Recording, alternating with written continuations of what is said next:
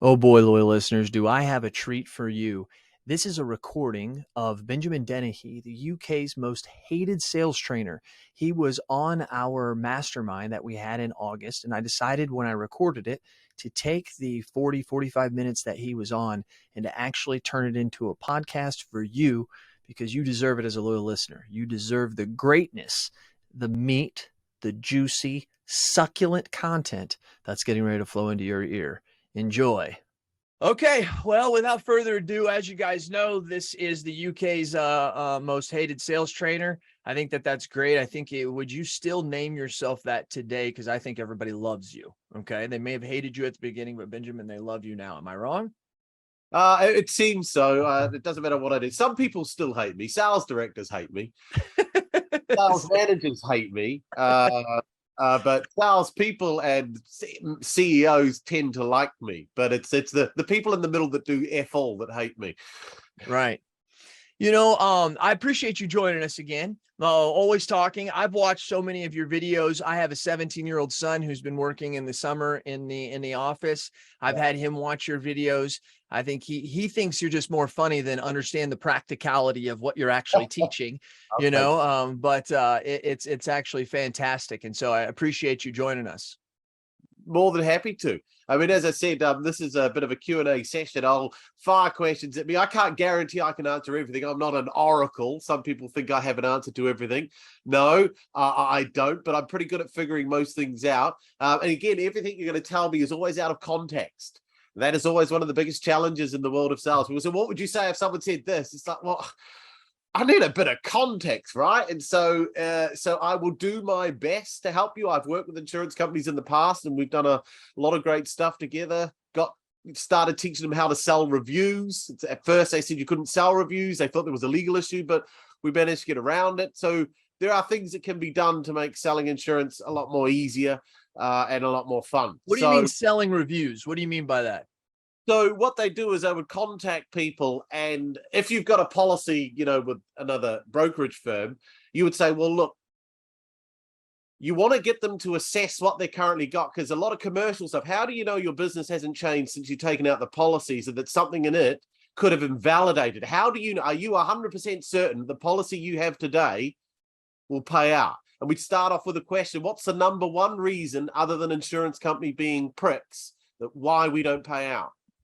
What's the number one reason other than we're being greedy? And everyone got it. They go, wrong policy. You go, that's it. So can I ask you a question, sir? Are you 100% certain at this precise moment in time, the policy you've got since you took it out, there have been no changes that in any way could invalidate it? And the answer was, well, no. And that's where we got into the idea, well, we can conduct reviews. And then we started teaching them how to sell the review. So we'd come in, we'd review it, but we do that for a fee.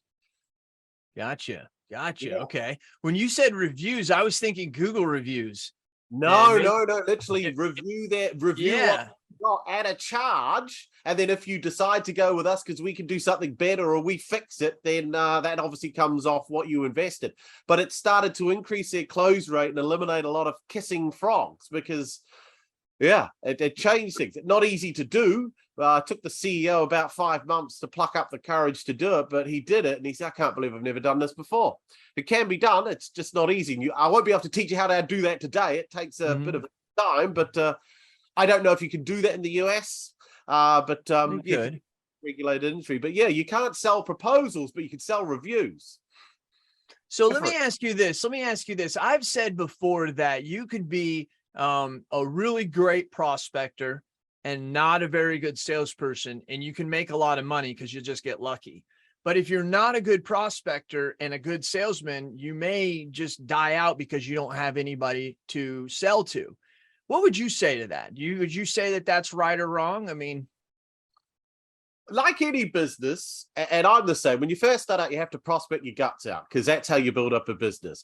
So if you don't know how to prospect, you're always going to be a pretty crappy salesperson because prospecting is the only place where you can learn real-time interaction with a human and figure out how to think quickly. Selling is the art of communication, and it's obviously the ability to think quickly on the spot and be able to answer questions in a way that will move the prospect forward. So if you can't prospect, you're going to be pretty crap when you're in front of someone. Now, the other challenge you got though, so yeah, once you build up a business, like I'm up front, I don't do a lot of prospecting for my business now because I spent years building up a brand, a reputation, and then delivering what I said. People come to me, and that's where you always want to get. That's the whole point of creating. People come to you, they've already pre-qualified. I still have to qualify out. There's a lot of tire kickers. A lot of people just want to talk to me. So I just charge people to talk to me now. You know, it eliminates 85% of tire kickers.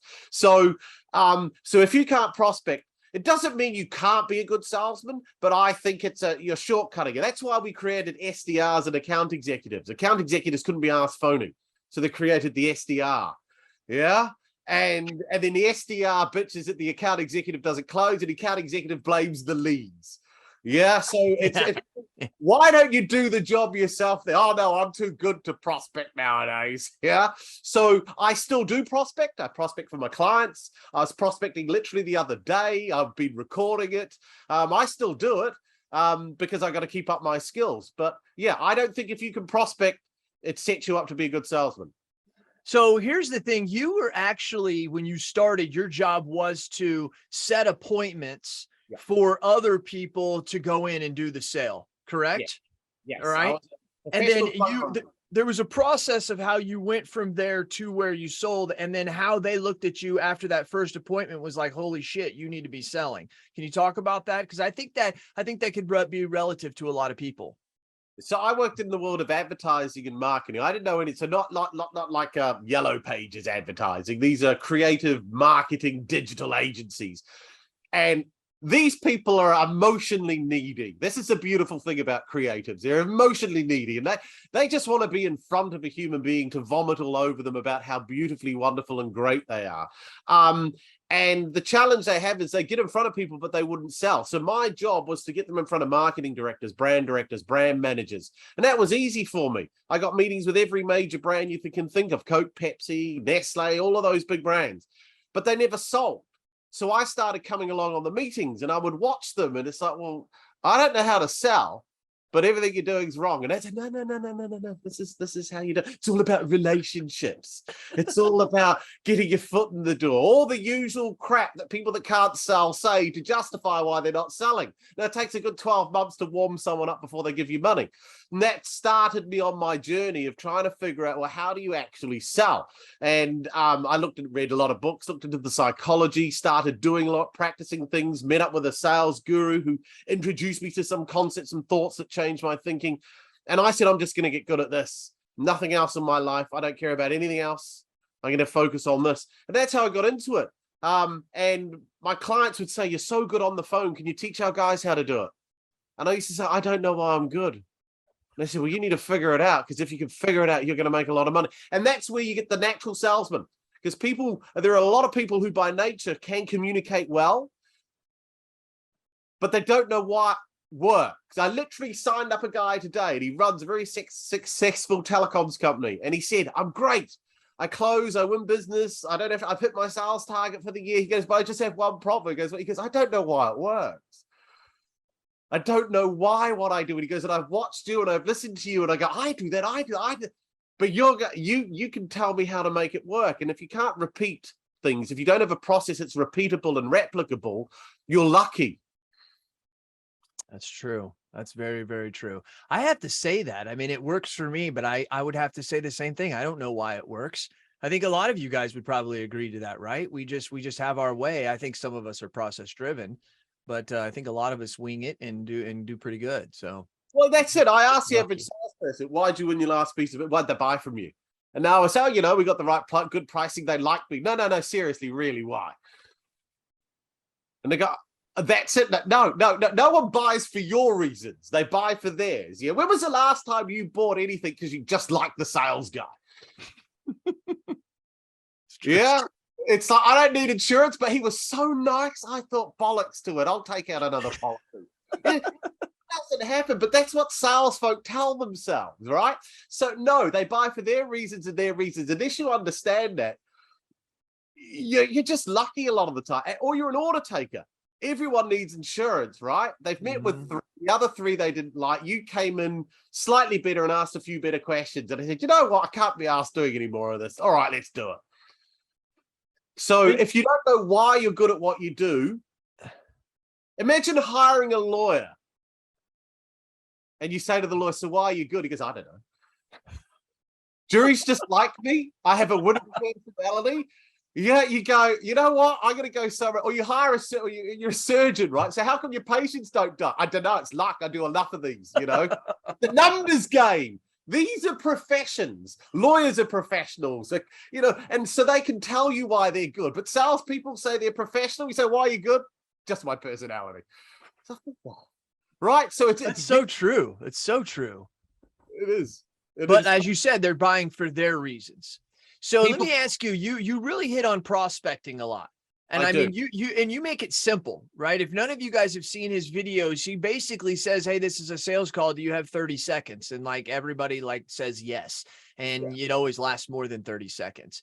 I mean, expound on that, because prospecting, I have to say, is one of the hardest things for all of us. And once again, we don't even know why we're good.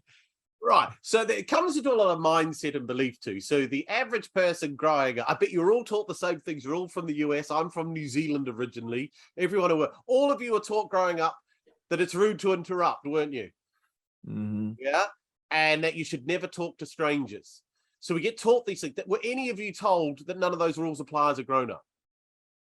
No. So you have what psychiatrists call scripted behaviors. You've got a little tape running in your head. So whenever you go to pick up that phone, you find every reason to avoid doing it, because in the back of your head, your mum's screaming at you, you better not interrupt that stranger. Yeah. So you find all these reasons not to do it. And then when you do get on it, you actually think you're an interruption. So when I pick up the phone, I only phone at managing director or CEO level. And I know if they have problems I fix, they should be fucking grateful I'm giving up my time to call them. So my mindset is very different. I'm not an interruption. This is the best call this person's going to take all week. I like that. I have problems I fix. That's the first thing you got to have. You got to have the right mindset. There's nothing a prospect can say to me either that I cannot predict or have prepared for. Literally nothing. I'll get true story. Literally the other day, I was doing some cold calling yesterday. I got through to the CEO of this company. I said, I'll be up front. This is a prospecting call. Do you want to hang up and let me have 30 seconds? And instantly the phone cut out. And I thought, well, I'm not having that. So I phoned back and he answered. I couldn't believe it. It's right. This guy answered. And I said, I think we got cut off. And he said, no, as soon as I knew it was a sales call, I hung up.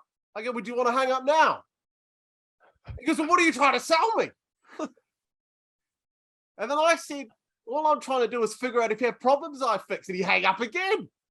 So a lot of people take this, it hurts them. I started laughing. And in that moment, I realized that guy is more pissed off and angry than me. And that makes me happy, right? But this is the other thing when I'm prospecting. I don't care if you meet someone that's rude or hostile. It means they're having a worse day than you. But when they hear you on the phone, they think, great, I can dump all my shit on this because I found someone that's got a worse day than me. This guy's got a cold call. He's got a shittier life than me. I'm going to dump on him. I just don't happen. The reason why I go in with this is a cold call, do you want to hang up, is when you phone senior decision makers, they hate being told what to do. It's like when you put signs up at the museum, do not touch. What does everybody do? They look around, they just tap it. Yeah, you gotta do it. It's just human nature is to rebel against rules. So when you phone up a decision maker and you say, do you want to hang up? The guts is no. Don't you tell me what to do. So that's why, I don't get a lot of hang-ups, but when I do, I always phone back and say, I think we got cut off, because I don't care. He still doesn't even know who I am. He's never got my name or company. I don't care what he says, yeah? So True. You've got to have the mindset that I'm not an interruption. I am allowed to talk to strangers, yeah? Oh, and I don't have to answer their questions, by the way. That's the other thing. You've been programmed to answer questions from the moment you were born. Stop it. Hardest thing to do is not answering a question. But how do you do that without sounding like a prick, a politician, or evasive? Tough. So you don't answer questions. Can you elaborate on that? Sorry? Can you elaborate on the fact that we don't answer questions? All right, so I just gave an example there. I'm not deaf, but you see how easy it is to get someone to repeat themselves. You ask me a question, I just go deaf. Sorry, and then you repeat yourself. All these little things. So these are all little things, right? Ah, you little son of a... Yeah, you see, no one sees it. I can walk around with a sign saying, I'm doing it to you now, and you wouldn't spot me doing it. You go, what's the badge mean? I go, what badge? Yeah, and you'd answer, you go, the one on your shirt. I go, oh, I didn't know I had it. What do you think it means? I don't know, I've just read it. Yeah, you see, I'm still asking you questions, so I never have to answer one. So if I'm in front of a prospect, they say, so Benjamin, where are you based? I go, what do you mean? See, and people say you can't say that in the real world. You can, because they were programmed to answer a question. So the moment they hear it, they just, without thinking, answer. They go, well, we want to work with someone local. I go, okay, well, no, that makes it. Sorry, when you say local, what do you mean by local?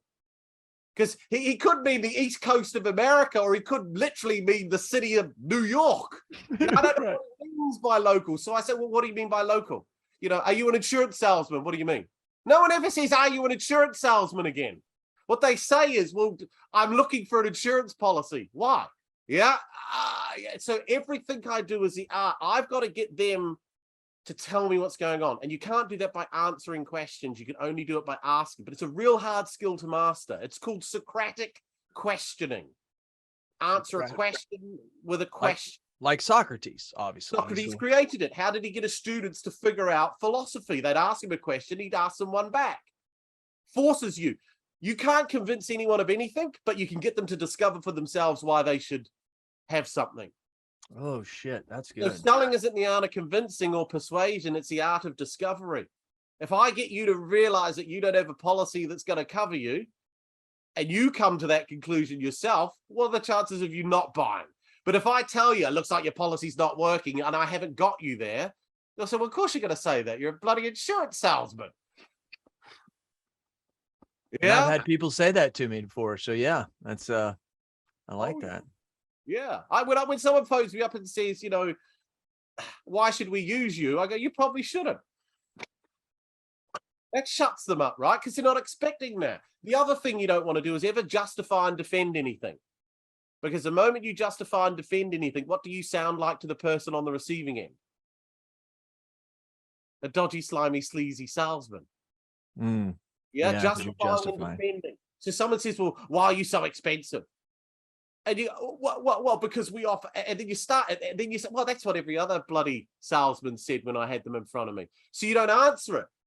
First of all, because I'm listening, did they say they can't afford me or they won't buy? No. No, all they said was you're expensive, right? So why am I justifying and defending anything? I haven't even established that they can't afford me yet, or they don't want to buy me. They're just making an observation. So I go, so when you say interesting, I go, can you think of any reason why we're able to charge what we do? I mean, I'm going to answer, but can you think of any reason why we charge what we do? Now, the first answer to this question is always the same. I don't know, because that's the default position, because I've not thought of the, yeah? So they always go, I don't know. I go, no, that's fine. That's what most people say. Well, look, all of our clients knew they could go down the road and find a premium cheaper. But despite that, they still chose to go with us. Why do you think they did that? No, better, why would you do it if you had to? And right now they'll say, I don't know, you got better policies? That's it. Now they can argue with it because they said it. It's true. I like that. I like that. Yeah. Oh, yeah. You never answer. An objection is like a psychological problem. It belongs to the prospect. Therefore, they're the only ones competent enough to deal with it. I'm not a salesman. I'm a psychiatrist. Yeah. Yeah. My job is to help them navigate their own problem. It's not my objection, so I won't deal with it. You deal with it. It's your problem. Wow. Anybody have any questions here? Please throw them in there, no matter what they are. Let's be interactive. Some of the things maybe you had, or you may had notes on, anything, Benjamin, specifically you wanted to mention that we haven't already? No, you know me, I could talk for days. So that's why I need you guys to fire some stuff at me. Yeah, because I don't know what you want to talk about. So yeah, I've done a bit of talk. We've been talking about for 10 minutes. So yeah, fire anything at me. As long as it's not where a baby's from. Who's going to... What is something, a number one thing that you see consistently whenever, because that's going to affect us. You go from sales organization to sales organization, maybe it's industry to industry, and you see some of the same things every organization is doing. What are some of those things? The number one thing, and it pisses me off, but it's good it exists because I wouldn't have a job if it didn't. But the number one thing is salespeople are inherently needy. Yeah. Most of people that fall into sales or get into sales have what we call like an influencer personality type. And these are people that love to be the center of attention. These are people, they write on their CV, I love meeting new people. Oh my God, I mean, that's the last person you should hire for a sales job, become a social worker. Yeah. Don't come into sales. I love meeting people. You're just hiring a professional visitor. So what you find is most salespeople love to get in front of people and they think it's all the art of persuasion and wowing people and winning them over and getting them to like you. And they're very driven by getting people to like them. And they're happy not to sell so long as they left the meeting and everyone felt good at the end, right? Mm-hmm. And if you listen to them on the phone, listen to their language. Is it okay? May I just, sorry to bother you. Is it just, they're constantly putting the prospect higher up than them and then lower. And they feel that they have to deal with every question confidently, assuredly, give the prospect the answer that they want to look smart. But the whole time, they're actually quite needy. They're quite childlike almost. And it's frustrating because they don't see it until you point it out and you get them to listen to themselves. And you don't sound like someone that I would want to do business with, or you don't realize how much you're putting me on a pedestal. And they're scared to challenge, scared to ask awkward questions. I would say my skills have not gotten better as I've become a salesperson. I think many of you probably feel this way. Maybe they have, maybe they haven't, but my confidence level, like and so it goes to what you're saying. I'm not here to make friends. I'm here to get a job done. I've seen the end. I can help you. Are you willing to listen or not? Because I got to go on to somebody else. Well, your beliefs have changed about who you are in your role. So often one of the first things that comes out of a CEO's mouth to me is, look, Benjamin, my guys need a bit more confidence. I listen to them on the phones. You see them in meetings. They just need, and I always challenge that. I go, you sure it's confidence? And I go, yeah, I'm pretty sure. I go, so if I was to take any one of your guys down to the pub with me, you telling me they'd struggle to strike up a conversation with someone at the bar? And they all go, well, no. I guess they don't have a confidence problem, then, do they? True. And they go, no, you're right. It's a belief problem. I don't believe I have the right to talk to my prospect as my equal, because you constantly see them as the cash cow. And when you think the man with the gold makes the rules, you're always going to let them be in control. And salespeople always hand over their control to prospects. They're often reacting rather than responding. If a prospect says, I need to think it over, they say, that's fine. Why? Because that's exactly how they were raised to buy. Your mum told you to sleep on it and think on it, didn't she? Yeah? Did she tell you that stupid advice when you grow up and get a job in sales? No. So it's a belief. Blake, Jake, I hope you're hearing this. I want to talk to, and Greg says that he has no problem talking to people at the pub. Greg, hey, I want to talk about we talk about talking with the main decision maker, right? We talk about that a lot. Let's back up to what Cameron brings up here. Thank you very much, Cameron. Anybody else bring stuff up like this? What about the gatekeeper, Benjamin? I mean, that in itself is, me personally, I think it's a little bit easier than in the past, especially if you're a niche product, maybe some different things like that. But overall, how do we get past the gatekeeper? What are some mental thoughts we should be thinking to change our perception? You're not going to like it. But first of all, I don't know what Americans complain about, because whenever I phoned in America, it's like they just wave you through. Gatekeepers in the UK are absolute bastards, right? I mean, you guys have got it so easy. I couldn't believe when I was phoning into the US, can I speak with Barry? And they just put you through. And so that was, oh gosh, that's easy. But yes, we do experience gatekeepers. So this is it. And you're not going to, a lot of people don't like this, but I'm an actor. When I'm on the phone, I play a character. And if I'm phoning at CEO level and I want to get through to a CEO or an owner of a business, I have to sound like the person I'm trying to get a hold of. Because a gatekeeper has two functions: always put through the right call, never put through the wrong call. How do they know you're the right call? By the way you sound and how you act on the phone. So if you phone up and you say, hi, can I please speak with Mr. Smith? No, you don't sound like you belong. So you have to sound like you belong. And I'll give you the technique, but it's really uncomfortable. When I first started doing it, I found it awkward, but now I don't know how. I do it to my wife now. I don't know how any other way to talk to people on the phone. It's become my habit. As soon as the gatekeeper answers, there's no hello, there's no hi, there's none of this. It's very assertively, but not rudely. I just simply put, Chris isn't in the office this afternoon, is he? And as soon as they answer, I cut them off because I can hear again. If they go, yeah, great, tell him it's Benjamin, thanks. And then they come back with, well, will he know what it's about? I go, he better. And I get put through most of the time because no one wants to get in the middle of that. But I said, but if you phone up and go, can I speak to Chris? Well, who are you calling? Tell him it's Richard. Well, what's the caller? And then you get stuck in answering their questions. I won't answer their questions. Yeah, so it's very, very quickly. If someone sees me, where are you calling from? I always say my city. I say Bournemouth. Where else? I always sound slightly frustrated, slightly annoyed, like people at the top tend to sound, slightly clipped. Yeah. Oh, okay, that's interesting. Yeah, but it's true though. What do they sound? They always sound slightly pissed off. So you got to sound slightly pissed off. Don't say put me through. Put me through's rude. Put me through will not. Put me through to Benjamin. You're gonna activate the person's inner rebellious child who's gonna say fuck you. Yeah. So you can't do that to someone. So what you do is you go, Benjamin's not in. It's a question. They can only say yes, no, he's in a meeting, he's dead, or he's left the company. Those are the 5 responses you get. Right? Yeah, and the he's dead or he's left the company is the one that throws most prospectors because then they know they're busted almost, right? So if somebody says he's left the company, I instantly go, but get the hell out of here. How long ago was that? And they 2 go, years ago. 3 years ago. No, there's no way it's been 3 years since I spoke with him. So, and they go, well, it must be, sir. Yeah, because I go, well, I'm assuming Brian, I make up a name. I go, well, I guess Brian's taken over then. And they always correct you. People have to correct you. I said, no. He was taken over by Richard. Wilson. No, Smith. Why did I say Wilson? I don't know. Put me through to Richard. Tell him it's Benjamin.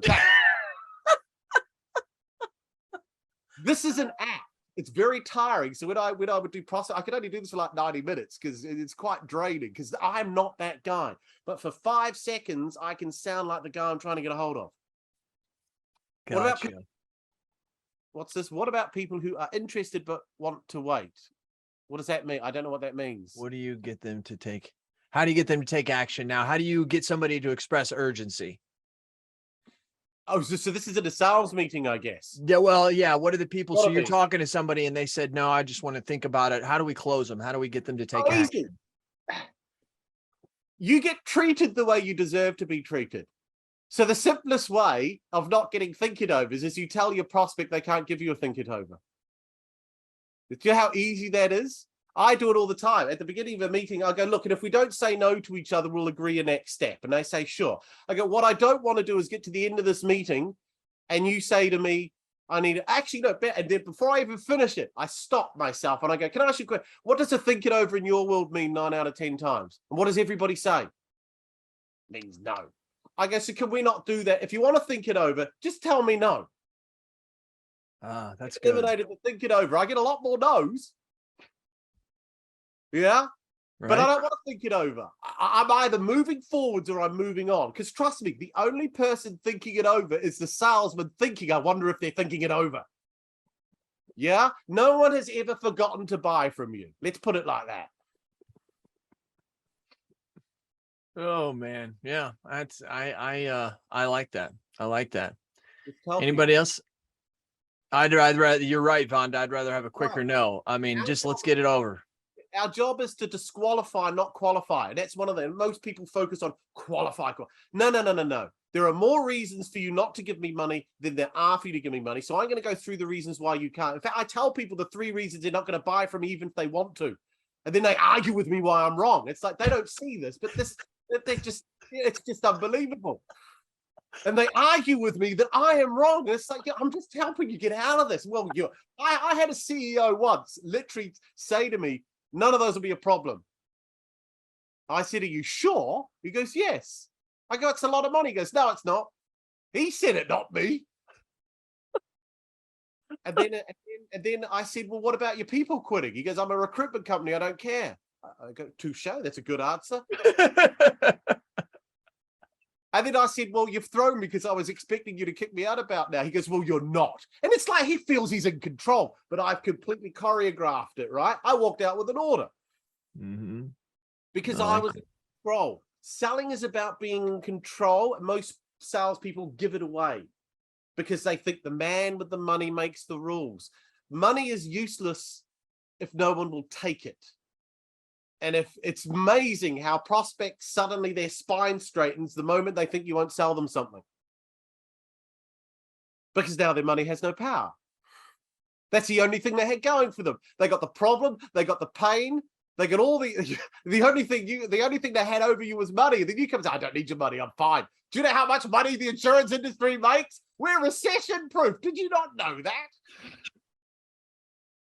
I don't need your money, I'm fine. Question for me is, should I sell you a policy?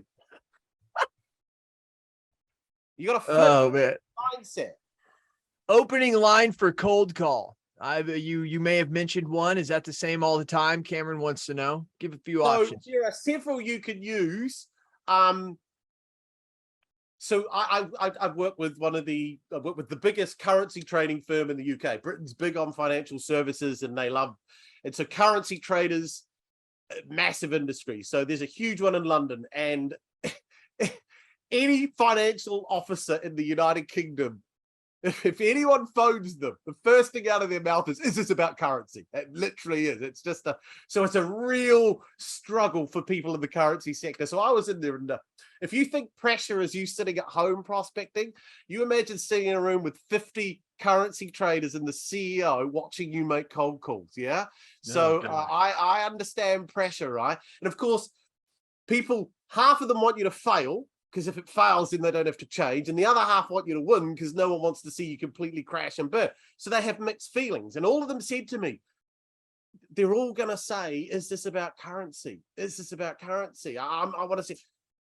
So I said, fine, don't worry about it. It's going to be easy. So all I did, and of course, they chose the prospect. So of course, what do you do when you get to choose the prospect for the sales trainer? You pick every asshole that you could think of and you give them to me. And I got through to a chief financial officer, and he goes, hello. I'll be up front. If I told you this was a sales call, would you hang up? He goes, depends. Is it about currency? I said, if it was, would a little piece of you die? And every one of them said, oh, yes. Now, rather than go in and spiel, I just go in with a very soft question. If I can get a person to vent, I can win. And I go, look, before you hang up then, can I ask one quick question? He goes, sure. I go, why does everybody say that? And then every single one that I did that went, do you know how many calls I get from guys like you? I mean, it's nonstop. It doesn't matter what you tell them. It doesn't matter how, blah, blah. And after, 30 seconds of vomiting his vitriol on me, I say, that does sound frustrating. He goes, yeah, it is. I go, well, look, if the next 30 seconds are different, will you hear me out, or do you still want to hang up? And every one of them said, well, I'll tell you what, you already sound quite different. I'll hear you out. Didn't mean I got anywhere, right? And everyone said, no one was really rude to you. No one was horrible. No, I didn't phone up and sound like a currency trader. That's why. Yeah. So a good line, you could do that if I told you this was about insurance, would a little piece of you die? Because no one likes talking about insurance. It sucks, right? So at least it breaks it. You could go in with, I'll be up front, this is a sales call, do you want to hang up and let me have 30 seconds? That's a very good one. That works quite well at decision maker level. So it's called a pattern interrupt. But for the love of God, do not phone up and say, hi, it's Benjamin from ABC Insurance Company. How are you today? Yeah? Now, we do that because that's how we were trained to use the phone by mum and dad, and it's polite. I don't introduce myself to anyone on the phone, and most people don't even get my name until they've booked a meeting with me because no one cares about me. This is also what you got to remember. Nobody cares about you. For some reason, salespeople think they're important and memorable. You're not. You're like a poo stick. You know what a poo stick is? What is that? Winnie the Pooh had a game where they throw a stick in the river and watch it float under the bridge. That's you. Once they throw you, that's it. You are gone. You have not, literally, you are not important. And once you understand you're not important in this whole process, selling becomes so much easier. I am merely a channel by which you're going to fix your problem. So I have no dog in this fight, sir. That really important. What are 3 reasons people won't buy from you? Well, one, I say one, it's going to be fucking expensive. So always go in. Look, the first thing I would say, if I'd be up front with you, we are not going to be the cheapest premium. In fact, I know for a fact you'll be able to find insurance brokers that will be able to do this cheaper. So that's the first reason you may choose not to buy. The second reason is, and then my second reason is, do you know how much time it's going to take to get good at what I teach?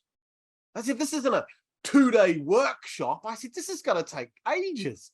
We're looking at 6 to 12 months with me. I go, and that sucks. And I go, and thirdly, and this is the kicker. I said, maybe a lot of you guys are going to quit because they're not going to do what I teach, because it's going to hurt them too much. Because remember, the only reason they're here is because I can't find any other job. Yeah. Mm-hmm. Yeah. So they don't want to get good at this. They're just waiting for their lotto numbers to come up. So the moment I try and get them to change, they're going to figure out a way to get out of this. I go, so are any of those going to be a reason, even if you want to work with me, why we can't? And then now, if we're going to fight about money, we're going to do it in the first 5 minutes of the meeting, not at the end when they can bail. You see, prospects leave the uncomfortable bit to the end, because then they can say, well, look, I've really got to go. This meeting's going on longer, blah, blah, blah, blah. So you deal with it at the beginning. I front load all the awkward stuff. Mm-hmm. And if someone says to me, yeah, that's more than we were. Yeah, that's a lot more than I had actually envisaged. I go, I know. So what do you want to do? Do you want to end the meeting? But they stood on your feet. Now they don't. Right. I'm not saying we couldn't find the money. I go, well, it sounds to me like you're not sure you can.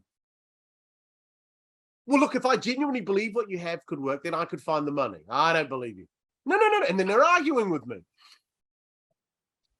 Right? Doesn't mean I'm going to win every time. I gotta point that out. This isn't some Darren Brown mind trick where my job is to manipulate. All I'm trying to do is get to the truth. And the prospects are allowed to tell me any half truth or fib.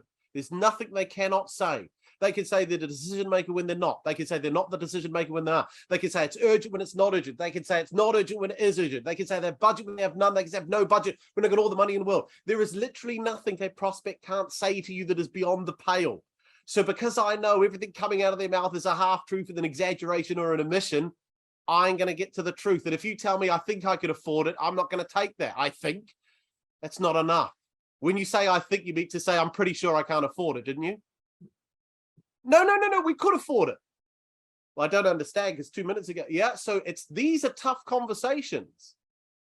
Mm-hmm. But you don't want to have this early because you're of the opinion that if they hear how beautiful your policy is, oh, bollocks to the cost center. That's exactly right. I tell the salespeople in my office that these questions are going to be asked and answered, and it's up to you. Is it going to be asked and answered up front or at the end?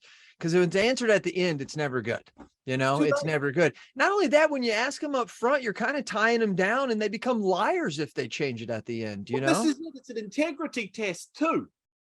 I don't want to work with people. If you're going to lie to me over this whole period, then I don't really want to work with you either. It's not going to help me. I mean, if I know you're lying to me by the end of this process, what are you not going to tell me that I'm going to need to know in order to give you the best cover? What are you going to hold back? Mm-hmm. Because it could all invalidate. So we got to create trust. Trust doesn't come from being liked. Yeah, that's very important. Do you have to trust your lawyer to believe he can do a good job? No. Do you have to like your surgeon to believe they will not kill you? Yeah. No. In fact, most professionals, you think, the guy's a complete wanker, but my God, is he good in court? Oh, he's just a pit bull. He's who you want on your side. Would you want to hang out with him? Nah, he's a complete tosser. Yeah. But in a courtroom, yes, we have a leading heart surgeon here in Southern Illinois. He's nationally known, and he's awesome. I'd want him to work on me, but he's a complete jerk. I mean, he is the biggest ass, but I would want him to work on me, So yeah. It makes sense. This is it. In salespeople, there's a difference between being liked and trying to be liked. So I don't say you go out of your way not to be liked. What I'm saying is you don't act in a manner trying to get someone to like you. That's why you do stuff for free. Oh, no, we'll come in and review it. We'll have a look at it. Because what were you taught growing up as a kid to win friends? Share your toys. Yeah, so I'll just share a little bit. And if I share a little bit, then they're going to like me. And if they like me, they're going to buy from me. And my world is now complete. Most salespeople don't want to make money. They just want their emotional needs met. A lot of truth in that. Wow. Here's another one. How do you say that and create trust on the phone with a prospect? The easiest way to create trust is disarming honesty. That's why I tell them this is a sales call. Yeah. Rather than the hi, how are you today? We're just doing some research. Oh, no, you're not doing some research. I mean, all of the crap that people are just checking in, just touching base. all of the no. There's only one reason you phoned me is you're trying to see if you can sell me something. So I go up front. Look, I'll be up front. This is a sales call. You can either hang up or let me have 30 seconds. What do you want to do? And some people say, I'll hang up. Fine. Some say, oh, go on then, have your 30 seconds. And then they let me have my 30 seconds. People say, but if they say no and hang up, aren't you losing an opportunity? What's the difference between phoning up and saying, hi, it's Benjamin, ABC Company, how are you? Before we can have... So anyway, the reason I'm calling is because we had, shut up, or he just hangs. It's the same thing. You're just dragging it out for an extra 10 seconds. So I don't care if people hang up on me. And like I say, I just phone back and say we got cut off. What do I care? So what's the question again? I got sidetracked. Oh, hell no. It was, how do you say and create that trust on the phone with the prospect? So like you said, just be honest, be transparent up front. And then when I've done my 30-second bit, I then remind them. A lot of people forget to do this. So once I list the 3 things, so I'll phone up a CEO and I won't talk about me or anything I do. I'll only talk about what I fix. And I go, look, I work with a lot of CEOs in the insurance sector. They're doing well, but they're frustrated that they got insurance brokers that are reluctant or not motivated to pick up the phone. Others tell me, actually, they do pick up the phone, but to be honest, they struggle to get past gatekeepers or they don't sound like they belong. And a few say, I have none of those. My biggest problem is when we get in front of people, we're too quick to discount, drop our pants, and we're kissing too many frogs. But I get the feeling you're going to tell me you don't recognize any of that in your business. Now, they only have to say yes or no. If he says, nah, don't have any of those, I say, fine. I don't say you should, you prick. What's wrong with you? No. I just move on. I'm fine with that. I'm after the person that goes, no, I can relate to that. And then we'll have those 3 things, not picking up the phone, not getting past gatekeepers, or just discounting. If you could only fix one, what should you pick first? It would have to be the not making calls. Oh, look, I've had my 30 seconds. Is it okay if we talk maybe for 1 more minute? Now they all say, yeah, sure, because they're kind of hooked, because now we're talking about them and their world. Yeah, occasionally someone will throw out a question at this point. Well, so what is it that you do? Well, if I tell you, do you promise not to hang up? Yeah, you make light of it. Yeah, okay. If I told you I'm a sales trainer, you're going to tell me you don't need sales training, though, aren't you? Then I push them away. Then I either go, no, I wouldn't say that. Or, well, I think we're doing okay. By okay, you meant to say perfect, didn't you? Always be challenging, always be pushing them. It's physics. That's all it is. Law of motion. Well, that's fantastic. I got a lot of things that I'm thinking about, and I'm glad some of my team was on here so that we can discuss this when we get back. Does anybody else? Oh, here's one. We have, do you ever double tap for folks who don't answer the first call? I don't know what that means. What does I don't either. I don't know what that means. Anybody? So like if they don't answer the first ring, do you, for example, just leave a message, or do you just not leave a message and you call back again? Gotcha. I'll give you this. Everybody loves this because it's bloody good, right? It's called the voicemail cutoff. So this is what it's, if you're using a phone with a good old fashioned receiver, it's much easier. So all I'll do is, whenever I can't get through, I say, put me through to voicemail then, thanks. So I always go through to voicemail for 2 reasons. A lot of people give you their cell phone number.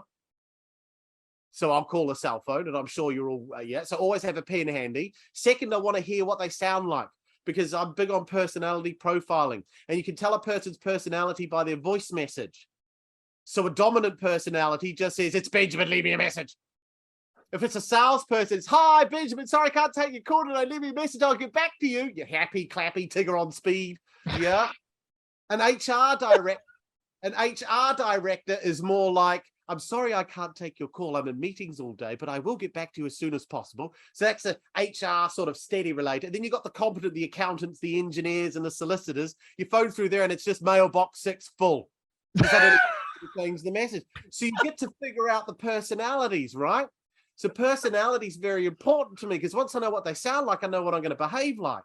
Gotcha. So when I get through and I get the voicemail, all I do is this, I go, Benjamin, it's Richard. My number's 079269110033. Look, the reason I'm calling is I'm having a chat with a colleague of ours, and they suggested that, and at some point I just hang up.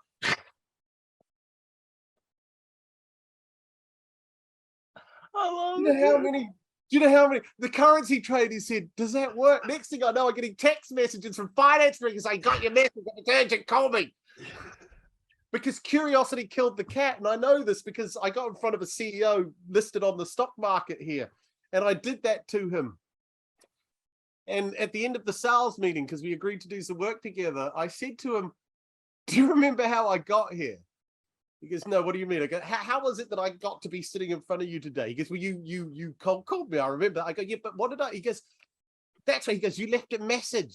I remember you left me a message. Yeah. I go, can I? He goes, I do remember it. And he goes, yeah, I phoned you back, didn't I? I said, yes. That's good. I got to tell you, I'm using that shit.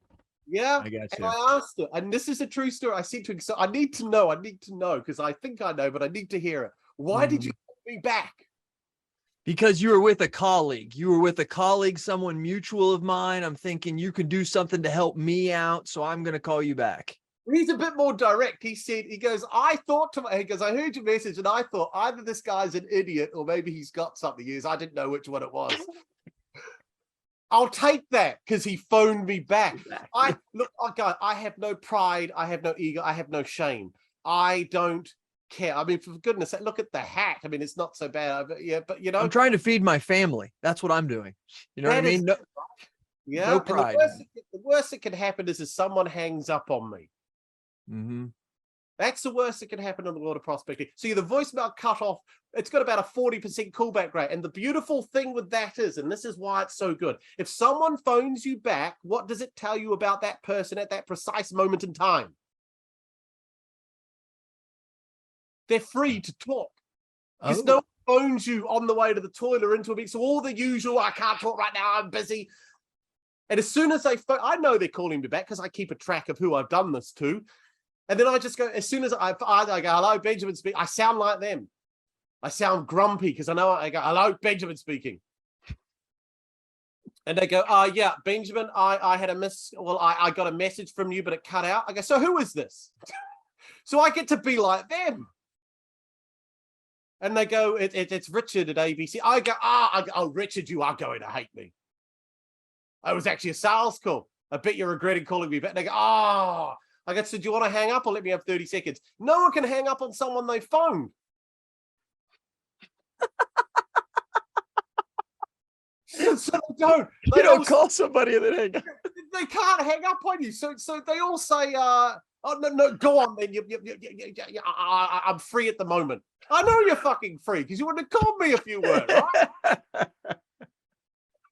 And then I do my bit, and everyone that phones me back, I always have good conversation with because they're never in a hurry, they're never in a rush, and they phone me.